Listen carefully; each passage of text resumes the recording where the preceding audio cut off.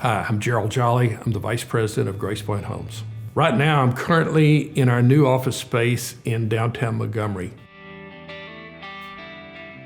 This home was built in the 1850s. It was a historical home, and we've done quite an extensive remodel to get it in the shape that it's in right now. Downstairs, we've actually converted it to office space for some of the sales team. We have a design space behind me where people could choose their selections.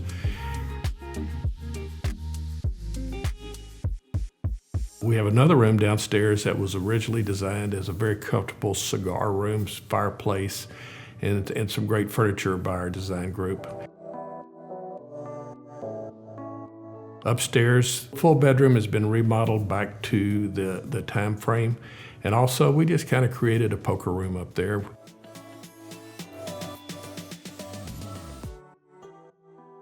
Outside in the courtyard, we have a venue for entertainment. And we've done several functions there already, including we've got a realtor function coming up this week, as we do once a month.